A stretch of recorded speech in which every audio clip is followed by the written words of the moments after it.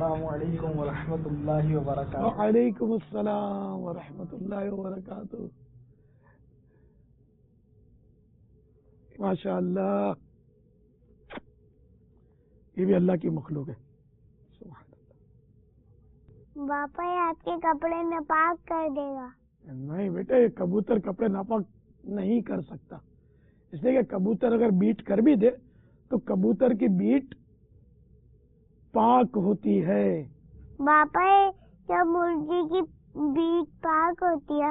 نہیں بیٹا، مرغی کی بیٹ ناپاک ہوتی ہے۔ اس کا اصول یہ کہ جو حلال پرندے اونچا اڑتے ہیں تو ان کی بیٹ پاک ہوتی ہے، اور جو حلال پرندے اونچا نہیں اڑ سکتے ان کی بیٹ ناپاک ہوتی ہے۔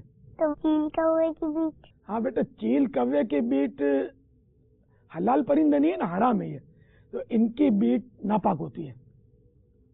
جو حرام پرندے، جتنے بھی حرام پرندے چاہے اڑتے ہو یا نہ اڑتے ہو، ان کی بیٹ ناپاک ہوتی ہے۔ اس کو کیا ذبح کر سکتے ہیں؟ ہاں بیٹا، کبوتر کو ذبح کر سکتے ہیں، اس کا گوشت حلال ہے۔ باپا لوگ کہتے ہیں کہ کبوتر تو سید ہوتا ہے۔ کبوتر کو سید نہیں کہہ سکتے۔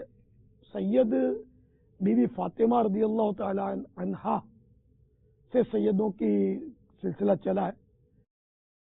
ایکچولی تو یہ آل رسول ہے، لیکن وہ بی بی فاطمہ سے چلا، یہ سرکار صلی اللہ تعالی علیہ وآلہ وسلم کی خصوصیت ہے، ورنہ سلسلہ تو بیٹے سے چلتا ہے نسل کا، لیکن بیٹی سے چلا گیا۔